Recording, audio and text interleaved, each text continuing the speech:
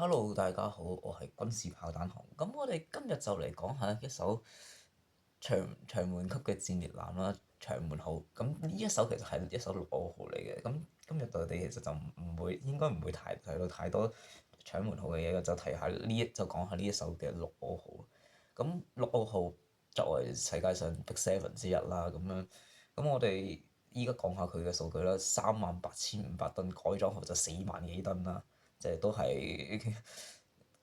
大炮主義嘅一個極致嘅作品嚟嘅，其實都係一個。咁佢最高時速其實係25節啦，咁但係其實有啲人就話去到26節嘅，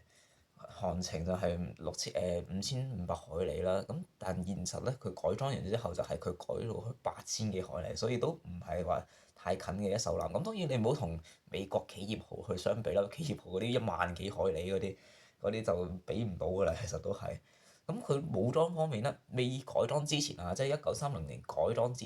未改裝之前就係有406炮啦，即係406 mm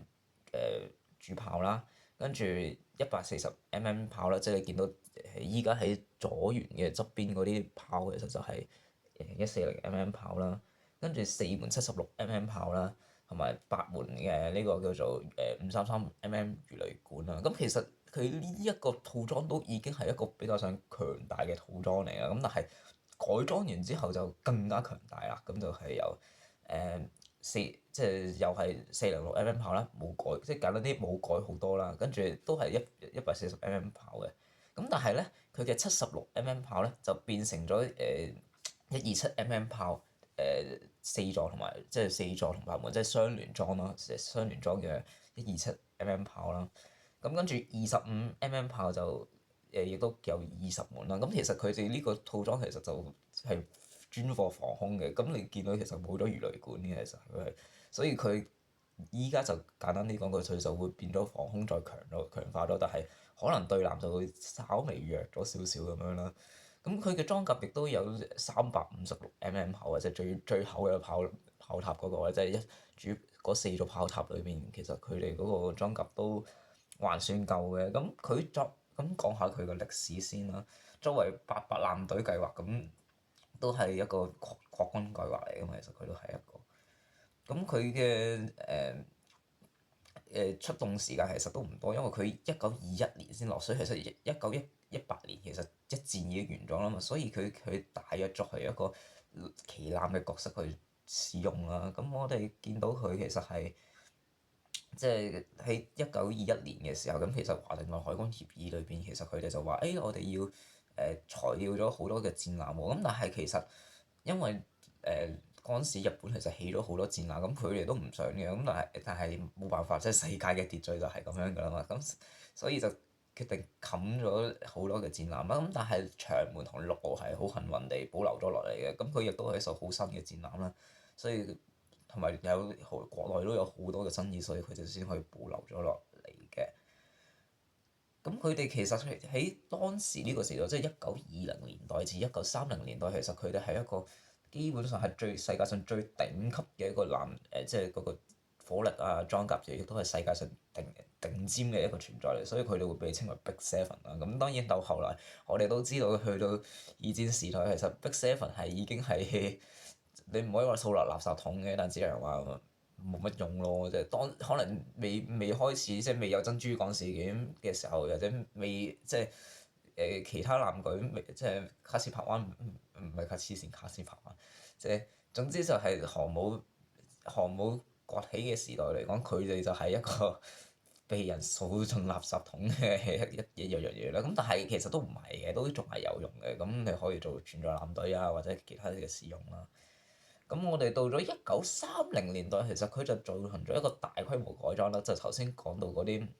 即係拆咗兩座140炮啊，跟住加咗好多127同埋25 mm 炮落去。咁其實佢哋就係增加咗個防空嗰個能力，但係亦都就某程度上都可能話可以降低咗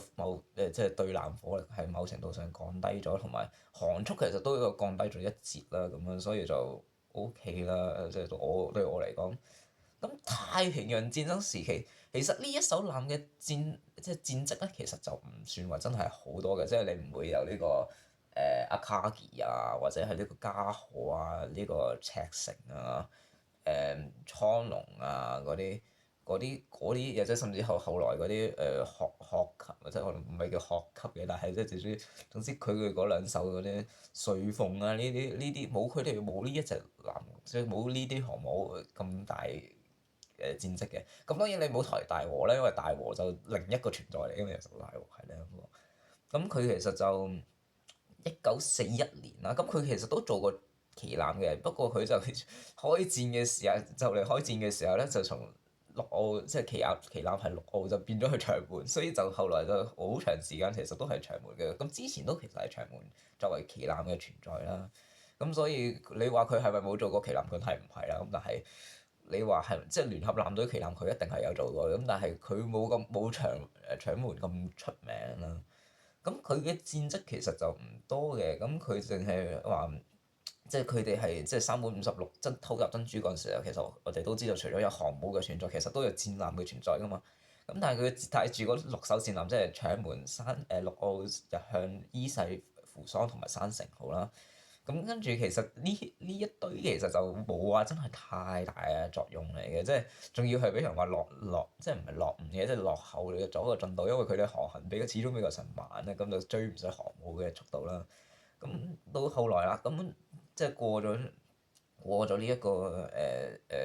珍珠港事件之後，就中途島啦。咁中途島其實佢哋山本56都有帶佢哋出嚟嘅，咁但係帶完佢哋出嚟又係因為即係4艘航母，即係加賀、赤城、蒼龍、飛龍4艘都被摧毀咗嘅時候，其實你戰艦再冇呢個足夠嘅制空權，其實係好難生存到落去啦。咁啊被逼就翻返入去翻返去本島咁樣啦。咁好啦，到咗瓜島戰役嘅時候咧，就即係真係就佢就陸奧就帶住其他艦，其實都支援咗去咗，即係首先去咗楚黑島咁樣嘅。咁佢哋其實都係作為一個前進部隊嘅存在啦。咁去到咁，但係簡單啲講句，其實你見到佢嘅歷史係真係冇乜用嘅，因為第二次所羅門島群島海戰嘅時候，其實佢都冇乜作為嘅，其實都係防空嘅，主要都係攞嚟做，即係都幾慘下嘅，即係唔會有其他艦咁戰績咁誇張嘅。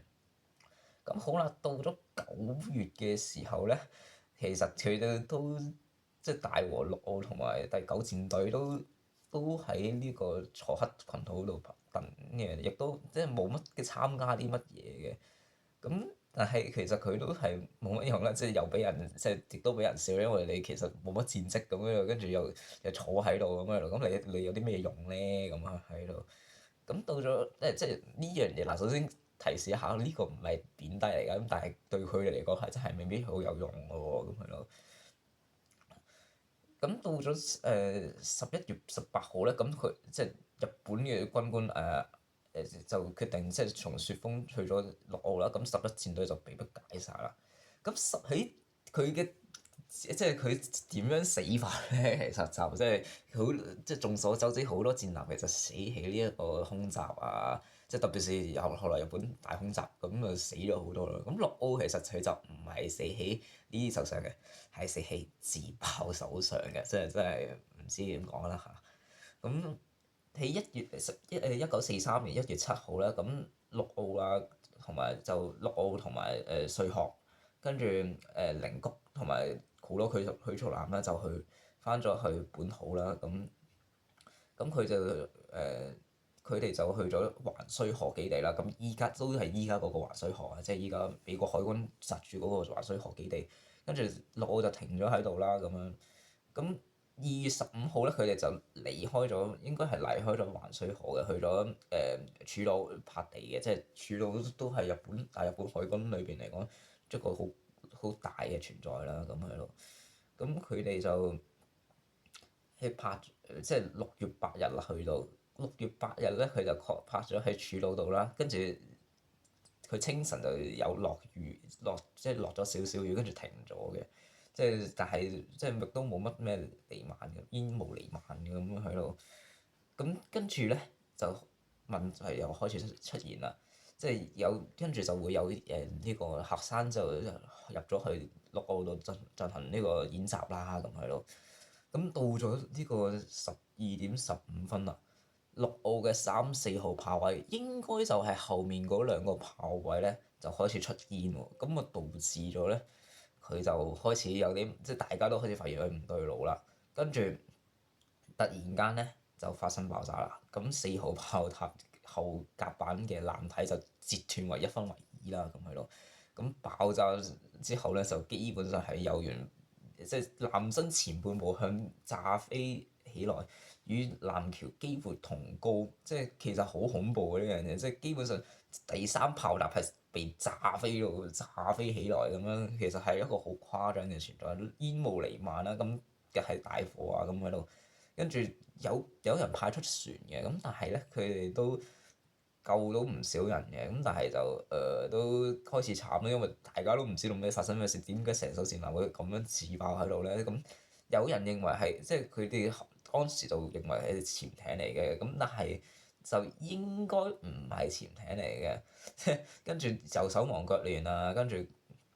就又掉咗啲即係有啲救援艦，即係有艘驅逐艦就嚟咗，就唔知點解掉咗2個深水炸彈落去啊呢啲。咁就總之好亂啦，成件事其實就係、是、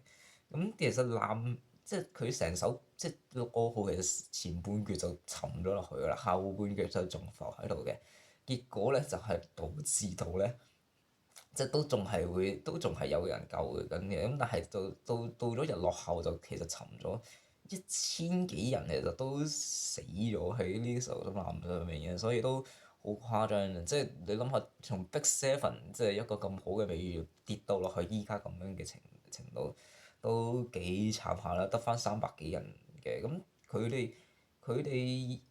認為呢一艘艦點解會沉沒？即係陸奧號點解會沉沒？其實係有機會係有呢一個嘅即係彈藥潮濕啦，跟住又有機會係咩油嘅問題啦，亦都係即係有人話係間諜嘅，有人認為係3色彈自爆，即係佢哋嘅應該防空彈，我唔記得咗。跟住潮號唔知點解抌咗2個深水炸彈落去啦，咁佢哋即係原本佢所以就導致呢艘艦爆炸嘅。咁原本佢哋都諗住有部可唔可以打撈呢艘艦咧，但係實在係損毀得太嚴重，所以就就唔決定唔再打撈啦。咁喺1944年7月咧，其實佢哋喺陸奧號即係沉咗嘅陸奧號嗰個燃料庫度係撈翻600噸嘅重油嚟嘅，呢個係好誇張嘅一個都唔係話好誇張嘅，但係都唔少油嘅存在嚟嘅。咁所以呢一艘艦，你話佢嗰個戰績係咪話好高咧？唔係啦，佢同搶門其實可能都係差唔多等級，但係搶門一定係比佢出名嘅。咁佢作為一個 Big Seven 嘅存在，你話佢冇戰績我都覺得正常嘅。咁你始終難聽啲，依家 Big Seven 即 Big Seven 真係有幾多嘅戰力咧？咁我都唔係好知啦。咁佢到咗即係所以佢其實係即係點講咧？其實係冇乜人肯提起佢嘅，大家都只會提起搶門啊，或者係提起大和啊，甚至提起呢個日向啊、伊勢啊呢一啲。咁我覺得應該提下呢一艘戰列艦嘅，雖然佢都幾慘下。咁你見到其實佢都係一個好基本嘅日本嘅戰列艦嗰個塔啦，即係我哋成日笑好高啊嘛，係咪？即係唔知點解可以都砌到成隻哥斯拉咁高嘅時候，咁係咯。咁我今日就睇下呢一艘艦啦。咁陸奧號其實都可以話係幾慘嘅，佢都真係咁。佢其實係所以佢其實係即係佢個死因其實係冇一個真係話好確定嘅死因喺呢一度嘅。咁今日就拍住咁大即係拍住喺呢一度先啦。咁點解講呢一首另一樣嘢嘅係有個模型喺呢一度，所以先至可以講呢一首艦啦。咁好多謝大家啦〜